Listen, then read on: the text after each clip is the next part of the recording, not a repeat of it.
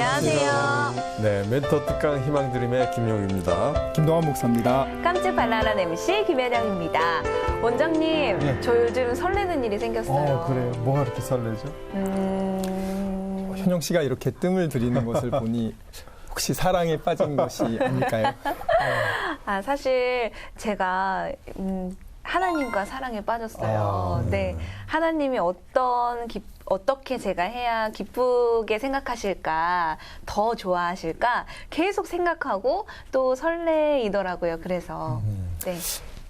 남자친구가 아니어서 조금은 실망이지만 그래도 하나님과 사랑에 빠진 것은 정말 좋은 일인 것 같고요. 더 깊게 빠지셔도 괜찮습니다. 네, 더 깊게 빠지도록 하겠습니다. 아주 좋은 얘기를 해주셨는데요. 그래서 우리 사랑에 빠지는데 특히 하나님과의 사랑을 아주 풍덩 빠지신 한 분을 오늘 소개하려고. 그렇죠. 오늘 설레임의 저자 이상감 목사님 나와주셨습니다. 목사님 반갑습니다. 반갑습니다. 목사님 우선 간단히 본인 소개를 좀 해주시죠. 네, 저는 무학교의 이상감 목사고요. 네. 청년사역연구소를 통해서 청년과 청년 사역자들을 계속 섬기는 일을 하고 있습니다. 또 학원 보고마 협의회 협동 총무로 있으면서 캠퍼스 보고마 하는 일을 함께 하고 있습니다. 네. 와, 목사님 정말 대단하시네요. 아니, 근데 그나저나 우리가 보통 설렌다라고 할 때는 어이라는 표현을 쓰는데 이 책 제목은 아이 설레임이네요. 무슨 뜻이에요? 많은 사람들이 저보고 오타가 아니냐고 이렇게 질문을 하고 네. 또 심하게는 표준어를 파괴했다고 얘기하는데 네. 사실은 그것이 아니라 말씀설 올래 이말임 말씀이 와서 임하다 이런 뜻의 설레임이죠. 와. 현영 씨 설레임하고는 좀 다른 거네요. 네, 저랑은 좀 다르지만 저도 소개를 잘못했습니다. 어떤 강의인지 궁금하네요. 네, 그럼 네. 목사님 강의를 먼저 듣고 이야기를 좀 더 나누도록 하면 좋겠습니다. 목사님 강의 좀 부탁드리겠습니다. 예.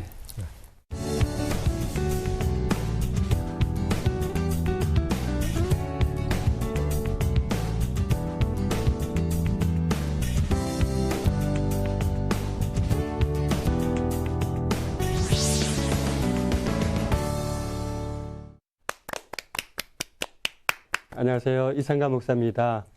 오늘 저는 여러분과 함께 설레임으로 인생의 꽃을 피우라라는 제목으로 나누기를 원합니다. 설레임. 벌써 마음이 설레이는데요. 말씀설 올래 이말임. 이런 뜻의 설레임입니다. 하나님의 말씀이 우리 인생 가운데 와서 임할 때 그 인생의 변화가 일어나고 하나님의 임재가 경험되어질 때 삶이 변한다라는 그런 의미인 거죠. 성경을 보면 설레임을 창세기부터 발견되어지죠. 창세기 1장 1절에 보시면 태초에 하나님이 천지를 창조하시니라 말씀하시고 천지를 창조하셨는데 말씀으로 창조를 하시죠. 그래서 하나님이 이르시되 이 하나님이 말씀으로 와서 임하면 그 말씀 그대로 이루어지죠. 그때 하나님께서 그것을 보시고 보시기에 좋았더라, 보시기에 심히 좋았더라 이렇게 말씀을 하십니다. 그래서 하나님의 말씀이 와서 임할 때 그 말씀대로 이루어지는 것이 정말 좋은 인생이다라고 생각을 합니다. 믿음의 조상들을 한번 살펴보면요. 아브라함에게 하나님의 말씀이 와서 임했습니다. 창세기 12장 1, 2, 3절 말씀을 보시면 여호와께서 아브라함에게 이르시되 너는 너의 본토 친척 아비 집을 떠나 내가 내게 지시할 땅으로 가라. 내가 너로 큰 민족을 이루고 내게 복을 주어 내 이름을 창대케 하리니 너는 복이 될지라 말씀을 하시죠. 그때 4절을 보면 아브라함이 여호와의 말씀을 쫓아갔고라고 표현합니다. 그래서 믿음의 조상 아브라함이 여호와의 말씀을 붙들고 씨름하는 삶을 계속 살아갔죠. 항상 좋은 이야기만 있는 것은 아니지만 그 말씀을 쫓아서 살아갈 때, 말씀을 순종했을 때 하나님이 그 인생을 빚어가시는 것을 발견하게 됩니다. 저는 이삭에게서도 동일하게 발견합니다. 흉년의 때 우리가 어떻게 살아야 하는가를 이삭을 통해서 볼 수 있는데요. 이삭이 우물을 파는데 에색 신나 다툼이 있고 대적이 있었음에도 불구하고 하나님이 말씀하셨기 때문에 포기하지 않고 계속 우물을 파거든요.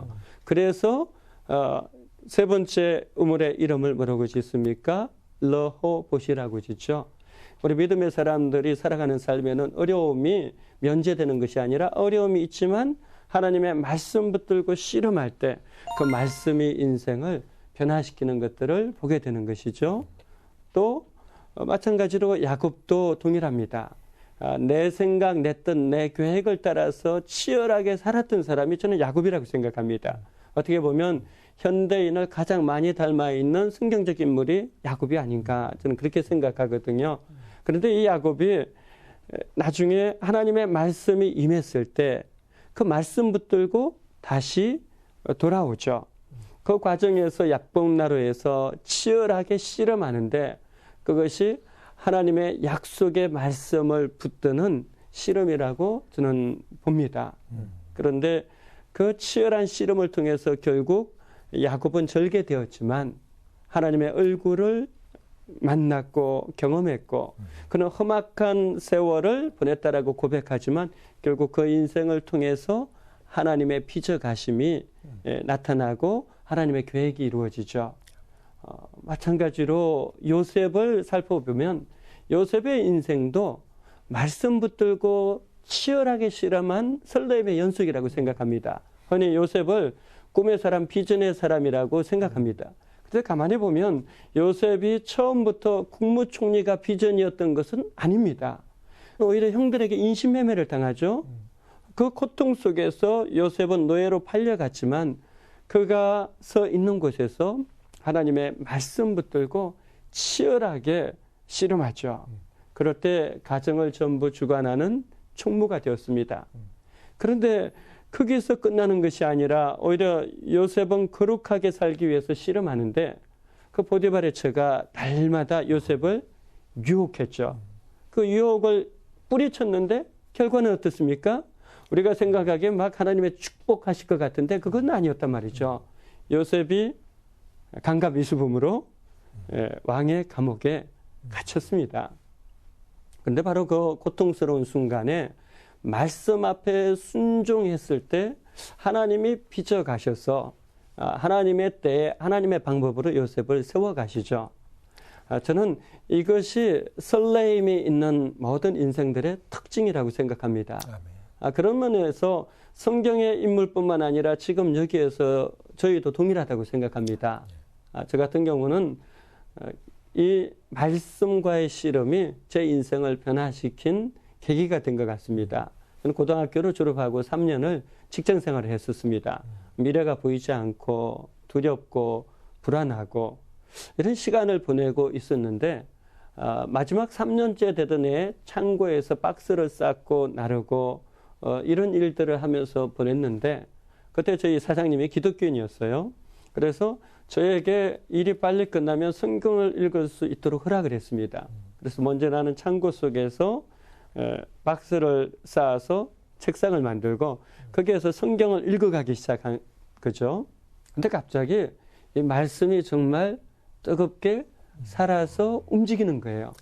그러니까 히브리서 말씀에 하나님의 말씀은 살아 운동력이 있어 좌우의 어떤 날성건보다도 예리하여 혼과 영과 관절과 골수를 찔러 쪼개며 또 그 마음과 생각을 감찰한다고 하는데 그 일이 실제적으로 제 삶 가운데 일어나는 겁니다. 그래서 말씀을 계속 읽어가는데 이 말씀 속에서 하나님이 제가 어떤 삶을 살아가기를 원하시는지에 대한 하나님의 세미한 음성이 들리고 거기로부터 비전, 소명이 임하는 경험을 했습니다. 그래서 저는 말씀 따라서 살아가는 모험을 계속 할 수 있었던 것 같습니다. 결혼도 저는 38, 12월에 굉장히 늦게 했죠. 그 기나긴 시간 동안에 제게 있었던 가장 큰 축복은 말씀과의 씨름이었다라고 생각합니다. 저는 말씀과 씨름하면서 얻은 결론이 하나님 제가 독신으로 살아도 하나님께 영광 돌리는 삶을 살고 결혼해도 하나님께 영광 돌리는 삶을 살기를 원합니다. 약속에 말씀 붙들고 씨름하는 것이 가장 행복한 삶이라고 생각합니다라고 이렇게 하나님 앞에 말씀을 드리면서 묵상과 기도를 계속했을 때 사실은 하나님께서 귀한 배우자를 만나도록 인도해 주셨습니다. 저는 두 가지가 다 필요하다고 생각합니다. 첫째는 하나님의 은혜죠.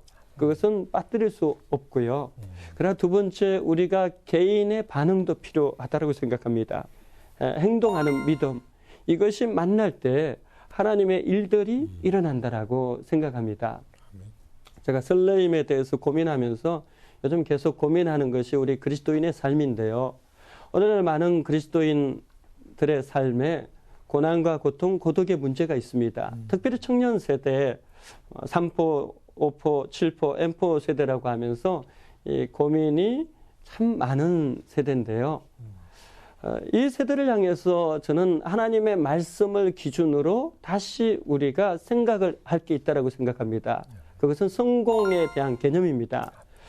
많은 우리 이전 세대들이 고지론을 부르짖었고 성공의 개념을 세상적으로 생각했습니다. 예수님 잘 믿으면 복 받는다. 근데 그 복이라는 것이 명문대 들어가고 높은 직위에 올라가고 좋은 회사 들어가고 또 많은 것을 소유하는 것, 이런 것을 성공의 개념으로 생각했죠. 그렇게 볼 때 모든 그리스도인이 성공할 수 있는가? 그건 아니잖아요. 그렇다면 대다수가 루저인가, 패배자인가? 저는 그것도 아니라고 생각합니다. 그래서 제가 성경을 계속 찾아보면서 성경에서 도대체 무엇이 성공인가? 이것을 계속해서 살펴보니까 어느 날 하나님께서 정확하게 보여주셨는데, 내가 그리스도와 함께 십자가에 못 박혔나니 그런 적 이제는 내가 산 것 아니요 오직 내 안에 그리스도 예수께서 사신 것이라. 이 갈라디아서 2장 20절 말씀을 접했을 때 성공에 대한 개념이 제게 와닿았습니다. 진짜 그리스도인에게 있어서 성공이란 무엇인가? 예수님과 함께 사는 것이죠. 예수님과 함께 산다라는 것, 하나님과 친밀하게 동행하는 것, 이것이 성공의 개념이 된다면 하나님의 말씀을 읽고 묵상하면서 그 말씀 앞에 끊임없이 순종해 가는 삶, 그것이 성공이라면 저는 이 시대의 많은 그리스도인들이 정말 멋진 삶을 살아갈 수 있다고 생각합니다. 세상과 비교할 필요가 없는 거죠. 세상과 비교하면서 끊임없이 열등감과 좌절감을 느끼고 비교의식을 느낄 것이 아니라 하나님께서 나를 위한 계획, 그것에 집중하는 거죠. 단지 하나님의 말씀이 있는 그 말씀 앞에 끊임없이 순종하기만 한다라면 그것이 하나님의 계획을 이루어 가는데 조금도 부족함이 없습니다. 그래서 진짜 성공은 말씀에 대해서 순종하는 삶이 진짜 성공이다라고 생각합니다. 그런 의미에서 본다라면 오늘날 많은 사람들이 스펙을 참 중시하는 것 같습니다. 그런데 제 생각에는 스피릿이 스펙을 이긴다라고 봅니다. 아멘. 저는 주의 깊게 봤던 인물이 사무엘과 엘리의 제사장 홈리와 비느하스였습니다. 근데 엘리의 제사장 아들의 홈리와 비느하스의 스펙은 대단하죠. 그 부모로부터 엄청난 특권과 특혜를 물려받았고요. 사무엘은 시종을 들고 있었습니다. 스펙을 비교하면 큰 차이가 나죠. 근데 우리가 거기서 생각해 봐야 됩니다. 이 시대가 사사 시대의 마지막 부분인데 사람들은 자기 소유의 좋을 대로 살아갔단 말이죠. 하나님이 아니라 내가 진리예요. 내가 기준이에요. 그러다 보니까 어떤 일을 합니까? 말씀이 희귀한 시대였다라고 표현하죠. 말씀이 희귀한 세대가 되니까 사람들은 어떻게 살아갑니까? 예배가 무너집니다. 홈리와 비느하스가 가장 좋은 재물을 취하죠. 탐욕이죠. 탐심이죠. 또 어떻게 합니까? 수종도는 여인에게 성폭행, 성추행을 하는 장면이 나타나지 않습니까? 제사장인데 말입니다. 그런 의미에서 우리는 깊이 생각해야 된다고 생각합니다. 오늘 이 시대를 살아가면서 사무엘에게 주목할 필요가 있는 거죠. 사무엘은 하나님의 음성을 분명히 들었습니다. 그리고 그 음성을 따라서 끊임없이 말씀과 기도로 살아갔습니다. 결국 하나님께 쓰임 받는 사람은 스펙 좋은 엘리 제사장의 아들들이 아니라 사무엘이었죠. 그리고 그 사무엘은 그 민족을 섬기는데 쓰임받는 일을 하죠. 더 나아가서 저는 스토리가 스펙을 이긴다라고 생각합니다. 사무엘이 기름 부어 세운 인물이 나오는데요. 사울과 다윗입니다.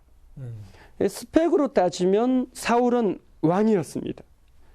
그 시간에 다윗은 양치기였죠. 사울은 왕궁에서 화려한 인생을 살았지만 다윗은 광야에서 양을 치면서 살았습니다. 이 사울은 자기 자신의 욕구, 욕망, 욕심을 추구하죠. 하나님의 뜻을 거역하죠. 자기 자신이 왕이 되려고 했습니다. 그러나 다윗은 그렇게 하지 않았죠. 다윗은 시편 23편 1절로 3절의 그 인생을 압축해서 고백하고 있는데 여호와는 나의 목자시니 내가 부족함이 없으리로다. 그가 나를 푸른 초장에 놓으시며 쉴만한 물가로 인도하시는도다. 내 영혼을 소생시키시고 자기 이름을 위하여 어의 길로 인도하시는도다. 저는 이것이 굉장히 와닿습니다. 심지어 내가 사망의 엄침한 골짜기를 다닐지라 해를 두려워하지 않을 것은 주께서 나와 함께 하심이라. 이것이 다윗의 고백인데 다윗이 하나님의 말씀 앞에 철저히 무릎 꿇으면서 심지어 범죄했을 때라도 또 자기 대적자로부터 끊임없이 쫓겨 다닐 때라도 또 굉장한 상처를 받았을 때라도 끊임없이 하나님께로 향하죠.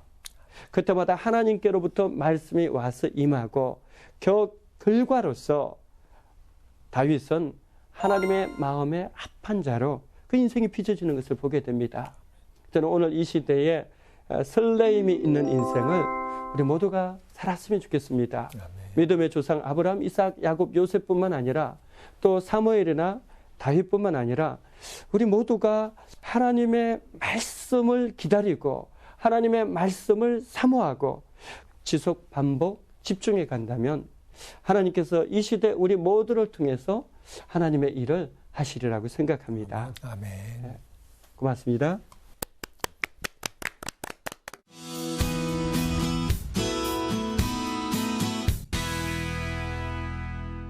네, 이상가 목사님 강의 잘 들었습니다. 네, 감사합니다.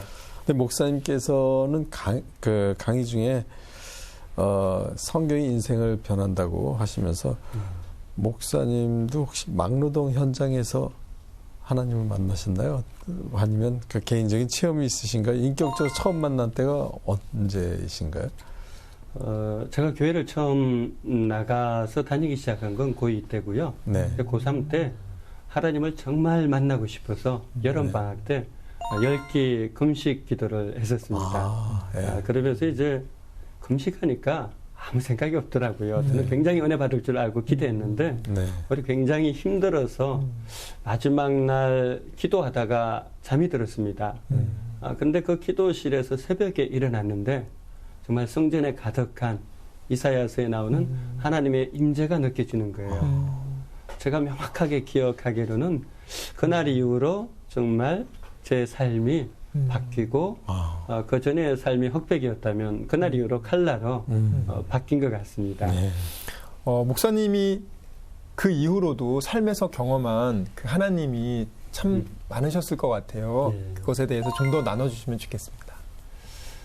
저는 모태신앙이 아니라 바울의 다메섹 도상의 경험처럼 그렇게 하나님을 만나다 보니까 정말 하나님을 실제적으로 계속 경험하기를 원했었습니다.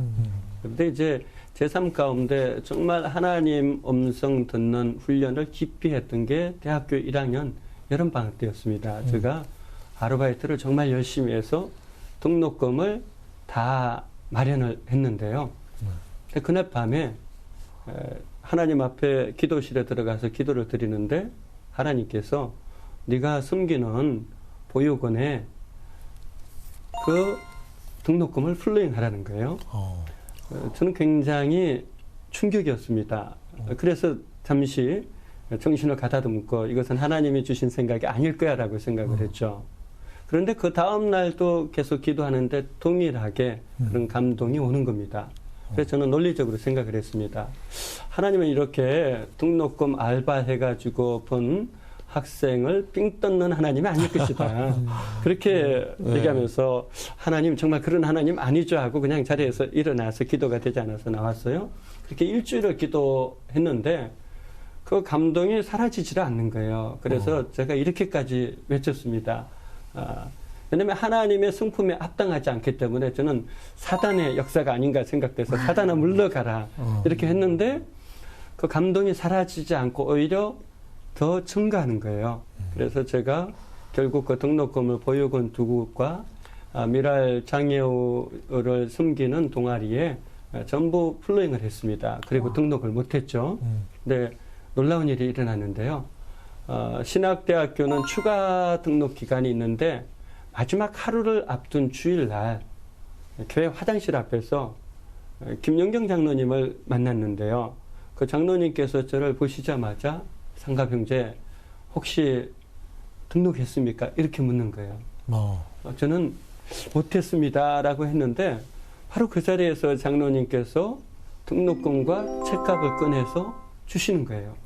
저한테는 굉장히 충격이었습니다. 왜냐하면 그 전에는 그런 하나님을 깊이 있게 경험하지 못했고 또 내가 받았던 하나님의 감동 감화가 정말 하나님께로부터 온 것인지 아닌지 너무 헷갈렸기 때문에 그런 경험을 지속 반복하면서 하나님을 깊이 있게 점점 만나가게 됐고 제 신앙 여정이 굉장히 아주 흥미진진해졌던 것 같습니다. 후원을 하려면 사실 많은 기관들이나 단체들이 있는데 또 하필 보육원에 또 감화 감동이 일어난 이유가 뭐가 있을까요? 저는 중학교 2학년 때 자립자치 자생을 집안에 선언하고 아르바이트를 시작했어요. 그러면서 이제 중학교, 고등학교, 대학교 아르바이트를 계속 하면서 다녔었는데 어느 날 하나님 앞에서 하나님 남들은 편안하게 공부하는데 저는 왜 이렇게 힘들게 공부해야죠? 막 따지서시 막 물었는데 그때도 하나님께서 감동하시는 것은 경험했는데 나는 네가 상처 입은 아이들에게 꿈을 주었으면 좋겠다. 이런 세미한 감동을 주셨어요.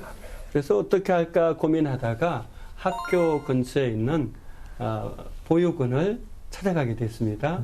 그래서 가서 계속해서 봉사를 하면서 이 아이들과의 만남 속에서 하나님을 더 깊이 경험한 겁니다. 어떻게 경험을 했냐면 처음에는 사실 꼴배고 청소하고 복도 쓸고 이런 일만 주로 했었는데 점점 원장님께서 공부를 가르치게 하셨고 아이들 상담을 할 수 있도록 하셨고 예배를 드리도록 하셨는데 제가 어느 날 밤에 그 보육원에서 아이들과 이야기를 점점 나누는데 너무 가슴 아픈 이야기들을 아이들이 하는 거예요. 그래서 제가 그 이야기를 듣다가 어떠한 위로도 할 수가 없었고 그냥 두 눈에서 눈물이 계속 줄줄줄줄 흘렀는데 가장 강력하게 하나님께서 저와 그 아이들을 만져주신 거예요. 제가 그때 이제 경험을 하게 됐던 것이 하나님께서 이 시대를 살아가는 우리 그리스도인이 상처 입은 치유자이신 예수님을 닮아가기를 원하는구나라고 그날 깊이 경험을 했고 제가 일생 살아가는 동안에 연약하고 소외된 아이들을 섬기는 일을 계속하리라 결정을 했었어요. 그래서 25년이 흘렀는데 지금도 그 보육원을 계속 찾아가고 있고요. 또 제가 아이사랑이라는 동아리를 만들었었는데 25년이 지났지만 그 동아리가 여전히 그 대학 안에 있어서 지금도 후배들이 정기적으로 매주 찾아가고 있고 또 제가 이제 사역하는 교회마다 학생들과 청년들 또 장년들을 데리고 그곳을 계속 방문하고 있습니다. 그래서 하나님과의 그 인격적인 경험을 통한 그 만남이 그런 동기가 됐던 것 같아요.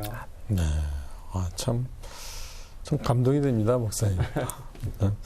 그 25년 전에 그 사역이 아직도 연결이 돼 있고 또 다른 분들이 같이 그 사역을 하고 지금도 목사님, 그러니까 목사님 신학생 시절에도 그렇고 더 어린 시절서부터 계속 아르바이트하고 봉사하고 그러면서 공부도 하셨어요. 그러면 이제 일반적으로 생각할 때 남들처럼 좀 편하게 좀 공부했으면 좋겠다. 혹은 난 이번에는 꼭 공부에만 열중하고 싶다. 이런 생각이 들 때도 있을 것 같은데 그렇지는 않으셨나요? 간절했죠. 네. 너무 간절해서 하나님 앞에 대학교 4학년 마지막 방학을 앞두고 있었을 때 네. 기도했는데 하나님이 그런 감동 주셨어요. 네. 그래 한번 책만 읽어봐라. 그런 감동을 주셔서 저는 기다렸기 때문에 바로 순종했죠. 네. 그래서 이제 학교에서 여학생 기숙사 경비 아르바이트 자리가 있어서 그것은 책만 볼 수 있는 자리거든요. 네. 그 아르바이트만 하고 정말 매일 책을 2-3권씩 이렇게 읽으면서 정말 행복하게 보냈습니다. 근데 문제는 그 경비 아르바이트를 해서 받은 돈은 70만 원인데 등록금과 기숙사비는 246만 원이 필요한 거예요. 그래서 70만 원을 받았는데 제 마음속에 고민이 됐습니다. 11조를 해야 되나 말아야 되나. 정말 돈이 없는데. 네. 그런데 어차피 7만 원 이거 헌금해서 나는 죽지 않는다. 이런 생각이 있어서 11조를 드렸는데요. 그날 밤에 한 권사님이 저에게 전화를 주셨어요. 전도사님 만나고 싶습니다 해서 만났더니 봉투를 주셨는데 집에 와서 보니까 70만 원인 거예요. 네, 그날로부터 일주일 동안 7분을 통해 가지고 제가 아르바이트한 돈을 포함해서 246만 원이 정확하게 채워지는 거예요.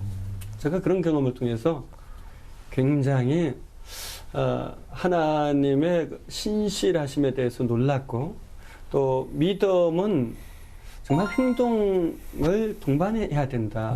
그리고 하나님의 말씀이라면 정말 순종하는 모험이 필요하다라는 것을 깊이 경험하게 됐던 시간이었던 것 같아요. 그리고 정말 행복하게 방학을 보냈고요. 정말 목사님 놀라운 하나님의 정말 은혜의 연속인데요.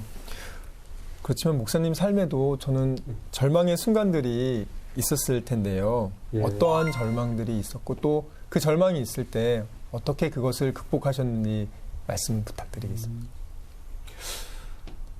절망이 없을 수가 없죠. 그렇죠? 예. 저는 고등학교 졸업하고 3년 참 힘들었던 것 같아요. 왜냐하면 친구들은 대학 다닐 때 저는 일터로 가고 또 어떤 면에서는 세상에서 무시당하는 일을 하면서 교회를 나간다는 것 자체가 쉽지 않았습니다. 왜냐하면 교회에는 제가 느꼈던 그 당시의 모습은 그럴듯한 사람들만 교회 안에서 살아남고 대학을 가지 못하는 청년들은 다 떨어져 나가는 것들을 참 많이 보면서 이것은 아닌데라고 생각하면서 신앙적인 회의와 또 하나님은 어디에 계시는가 이런 질문을 많이 던졌었습니다. 그래서 이제 그때 많이 방황을 했던 것 같고요. 또 제가 결혼을 38에 했는데 참 이상하게 배우자에 대한 기도 응답은 이상하게 쉽게 되지 않았어요. 그래서 제가 가장 많이 눈물을 흘리면서 기도했던 기도의 실험, 그러면서 내 인생은 어디로 갈 것인가, 내가 이대로 살 것인가 계속 실험하는 과정 가운데 하나님께서 분명하게 말씀으로 준 것이 네가 어떻게 살아가든지 결혼하든지 하지 않든지 하나님의 영광을 위해서 살아가는 것이 그것이 정말 훌륭한 삶이다. 이 결론이 나오고 나서는 저는 더 이상 방황하지는 않았던 것 같습니다.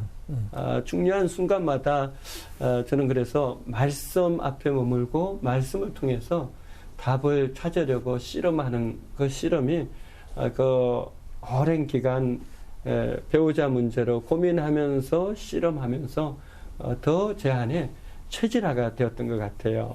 그러면서 이제 이 말씀과 실험하면서 제 개인의 인격이 변하고 또 삶이 다듬어지지 않았나 싶습니다. 네.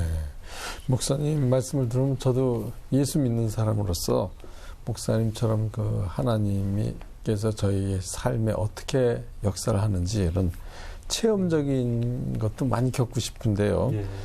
그걸 어떻게 하면 이렇게 많이 체험할 수 있을까요? 말씀에 읽는 양이나 기도의 양이 이렇게 많이 쌓여야 될까요? 어떻게 해야 될까요?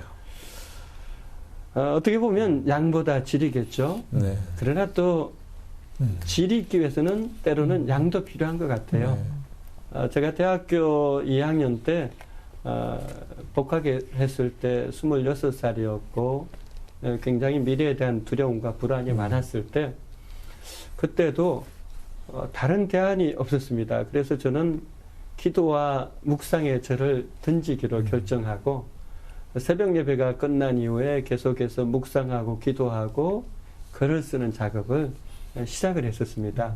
뭐 잘 쓰든 못 쓰든 관계없이 또 많이 쓰든 적게 쓰든 관계없이 계속 그 실험들을 했고요.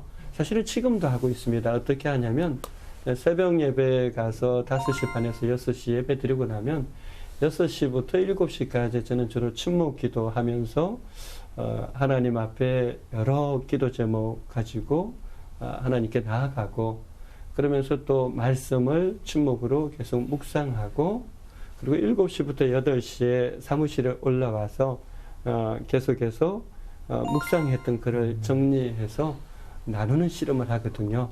그래서 많은 분들이 어떻게 하면 하나님 경험을 할 수 있습니까? 라는 질문에 대해서 저는 그렇게 얘기를 해요. 하나님 앞에 시간을 작정하고 또 장소를 작정해서 지속, 반복, 집중을 해라. 아멘.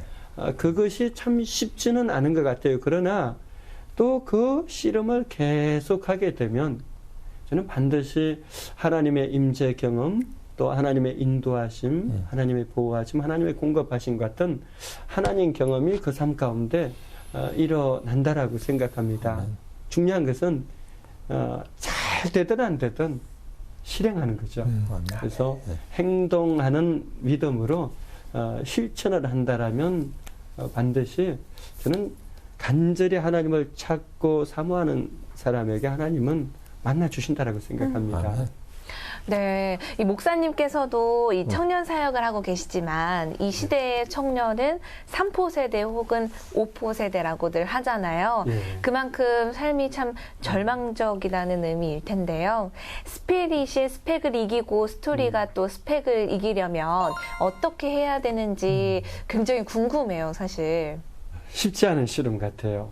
그러니까 저는 누군가에게 그냥 메시지를 마사지로 바꾸고 싶지는 않습니다. 요즘 계속해서 너무 편안한 말씀, 편안한 길들을 많이 생각하는데 인생의 변화가 그렇게 쉽게 빨리 온다라고 생각하지는 않아요.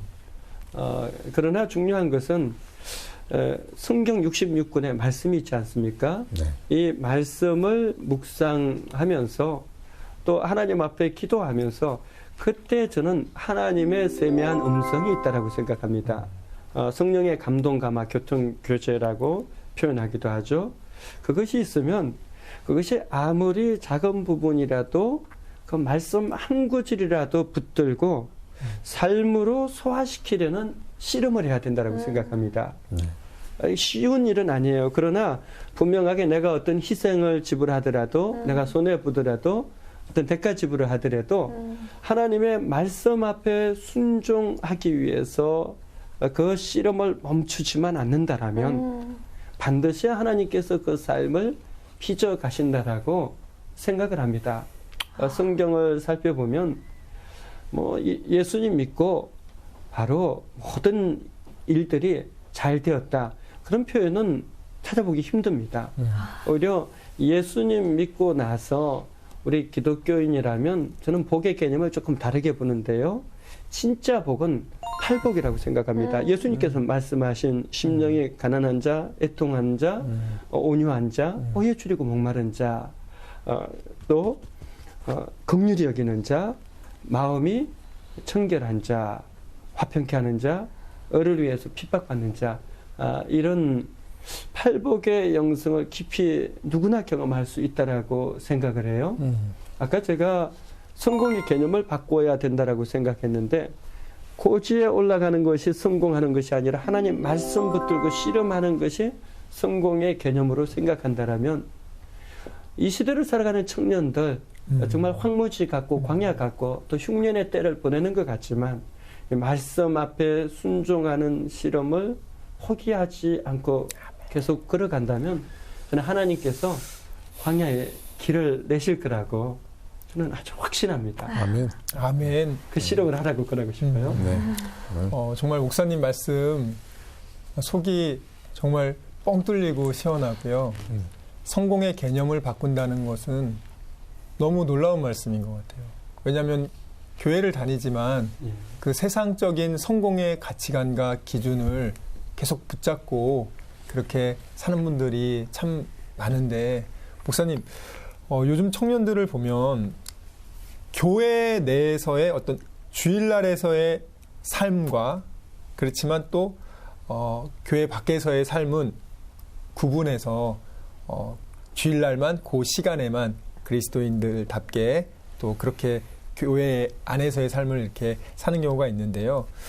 청년들이 직장과 학교 안에서도 세상 밖에서도 세상 안에서도 그리스도인들께 살기 위해서는 어떤 지혜가 필요할까요?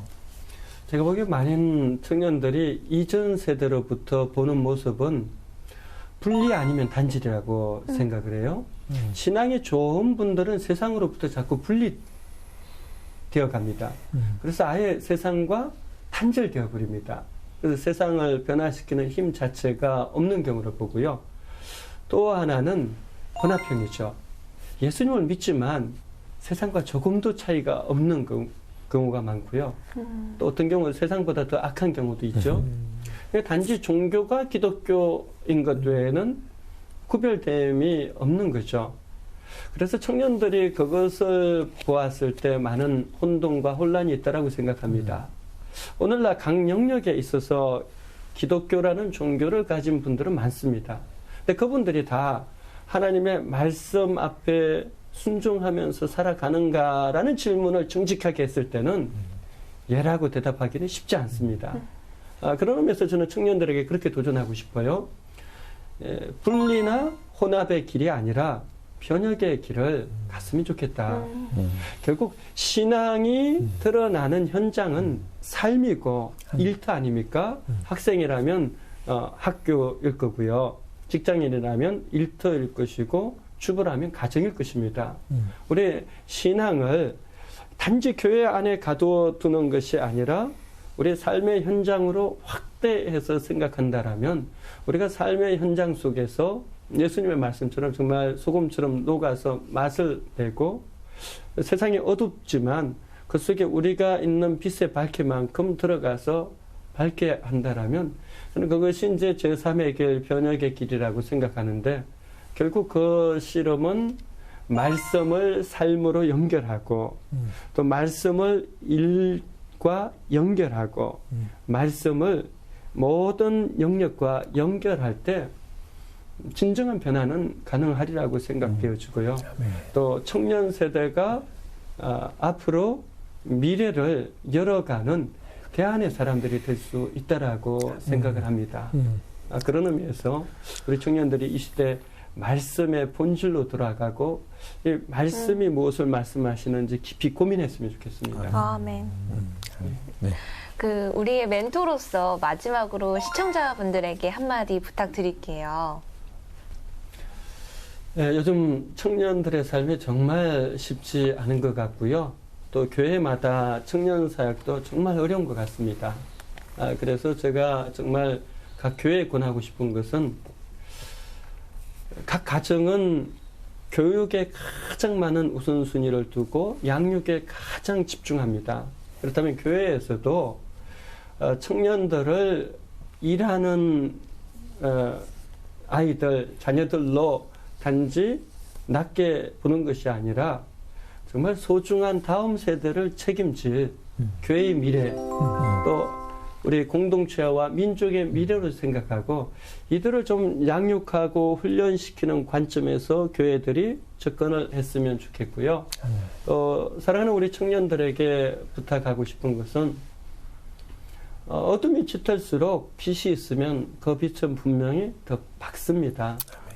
그래서 여러 고난과 고통과 고독이라는 이 문제는 어느 시대나 있었는데 정말 중요한 것은 상황이나 환경이나 조건이 아니라 나와 하나님과의 관계 속에서 정말 인격적인 만남이 있었는가.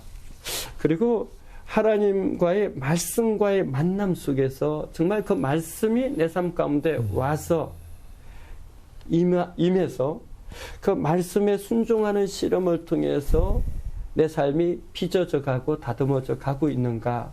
저는 청년의 때 가장 해야 될 중요한 실험은 이 말씀과의 실험이라고 생각합니다.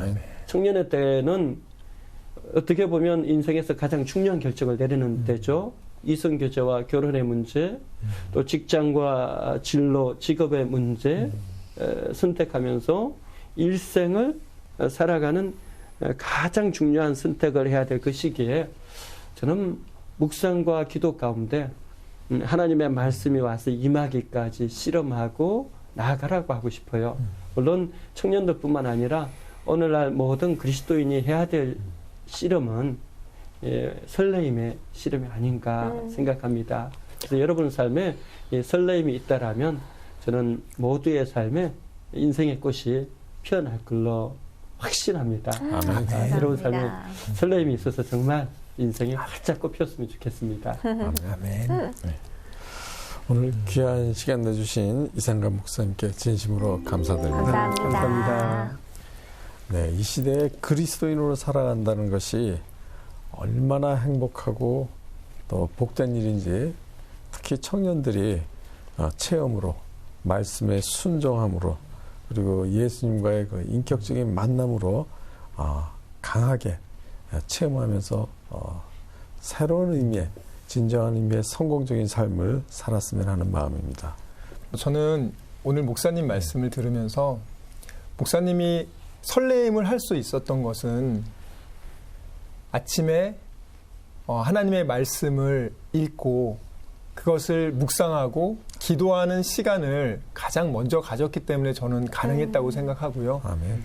그 만남이 없었으면 삶 속에서 치열하게 말씀을 순종하기 위해서 싸우고 발버둥치는 그것이 진정한 그리스도인의 성공이라는 그 개념을 만들지 못했다고 생각합니다. 그래서 저는 방송 듣는 모든 우리 가족들이 새해에는 정말 이 설레임을 붙잡고 시간을 구별해서 더 하나님을 깊이 교제하는 시간 갖기를 꼭 부탁드립니다. 아멘.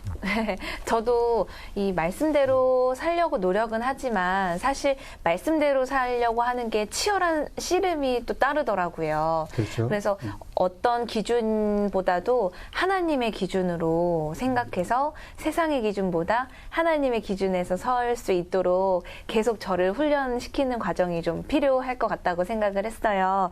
그래서 하나님의 기준으로 선택하는 삶을 또 살려고 노력하는 저를 위해서 중보 기도를 해 주시려고 하시는 분들은 기도 부탁드리겠습니다. 네, 알겠습니다. 잘 되도록 저도 정직한 중보 기도를 하겠습니다. 감사합니다. 저도 기도하겠습니다. 네. 감사합니다. 네, 이번 한 주는 기도하겠습니다. 네, 이번 한 주는 시청자 여러분들도 서로를 위해서 정말 진심으로 정직하게 중보하는 그 기도 시간을 갖기를 바라면서 저희들은 여기서 인사드리겠습니다. 다음 주에 또 색다른 주제를 가지고 여러분들을 찾아뵙도록 하겠습니다. 감사합니다.